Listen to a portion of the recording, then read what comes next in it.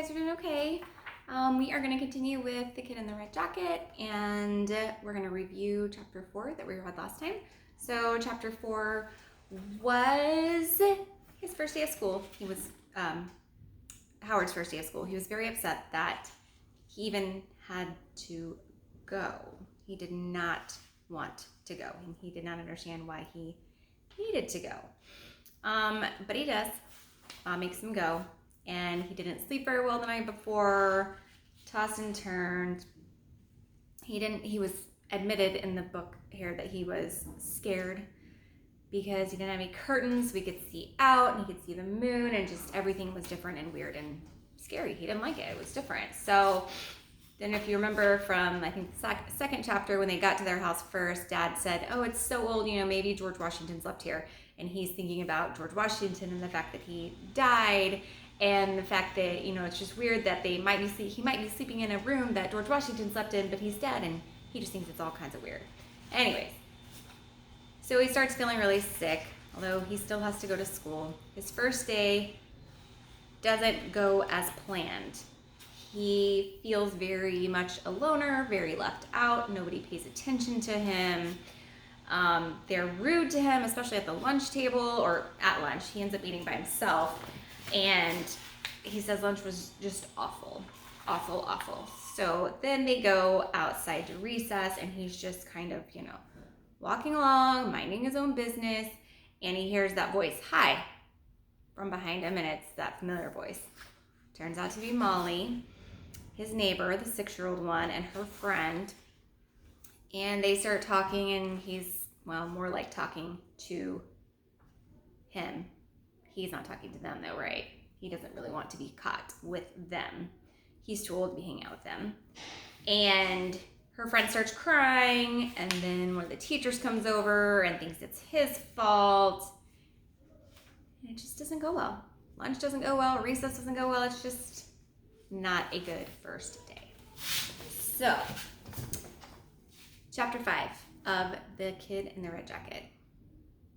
When I got home from school that day, for the first time in weeks, I forgot to be mad at my parents.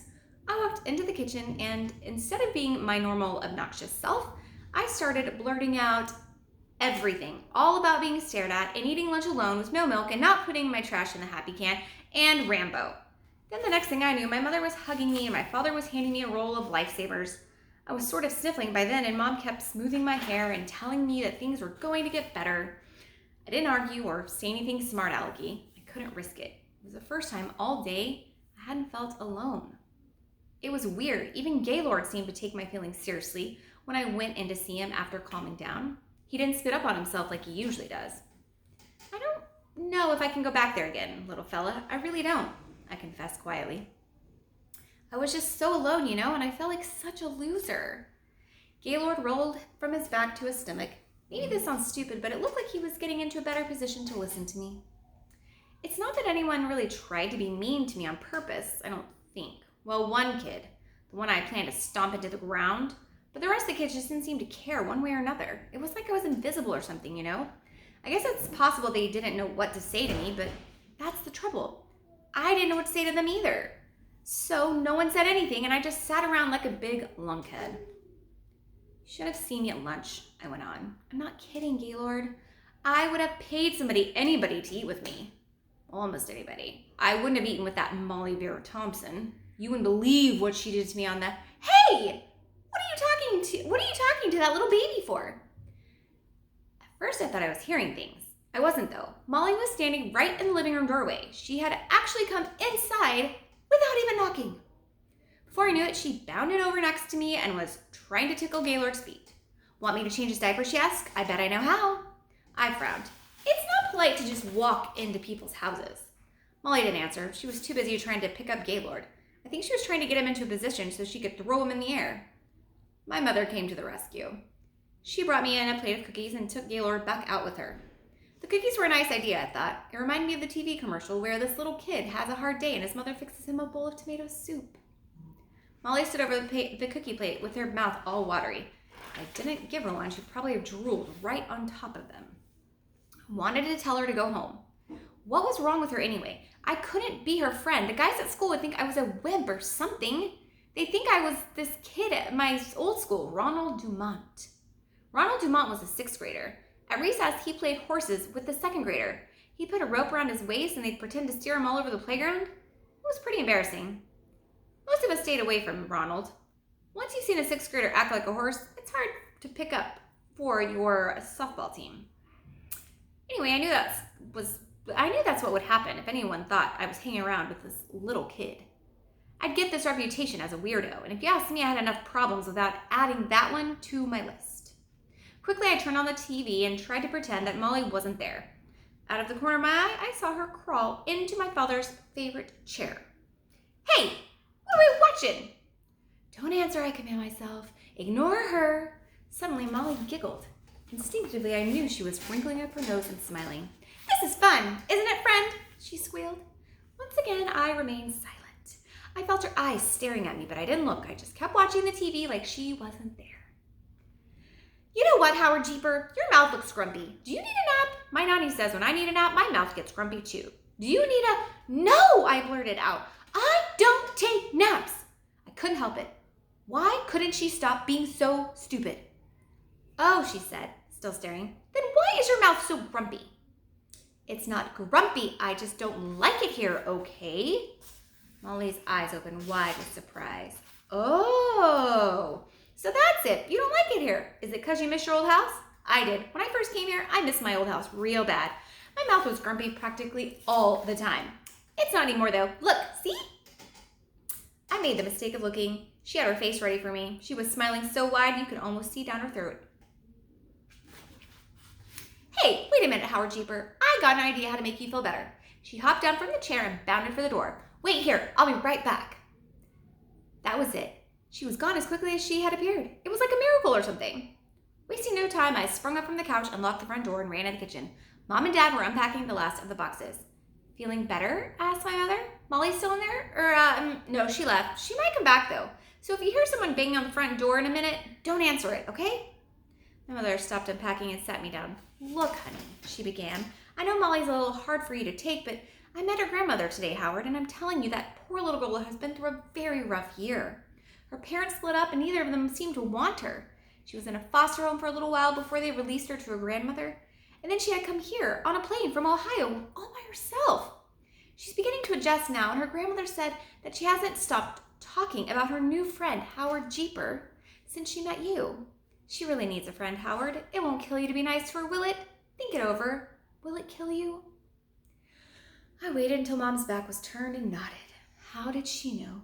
Maybe it would kill me. Maybe after what I'd been through, the strain of being nice could make my heart collapse or something. Just then there was this mad pounding at the front door. It sounded like Molly was kicking the whole thing in with her foot. "Hey, what's going on in there? Let me in!"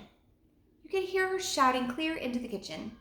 I sat back down on the couch while Mom hurried to the door. As soon as it opened, Molly practically fell inside. "Whew, that was a close one," she exclaimed.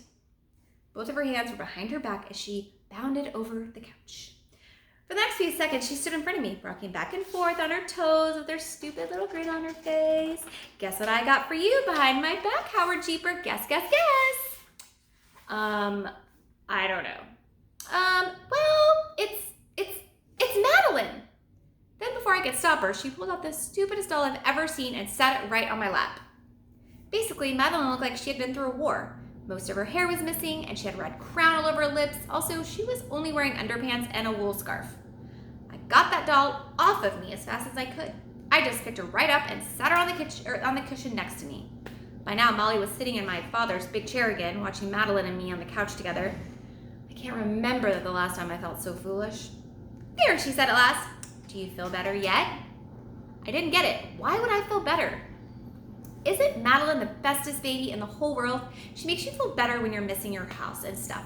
You can borrow her and she'll keep you company. You'll see. Suddenly Molly stopped talking, and just for a second, her smile disappeared. The lady at my foster home gave her to me. She added quietly. It made me feel kind of sad. It really did. All of a sudden, Bill trotted through the doorway. I guess it was what you would call good timing because Molly's face lit right back up.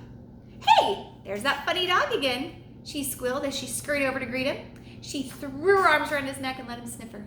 She sniffed him back and made a face. "Hey, Is this smelly guy a watchdog? Does he protect you and stuff? I just shrugged. Well, Madeline does. She's a watchdoll. Madeline will protect you at night, just like she protected me. Protect me from what? I asked.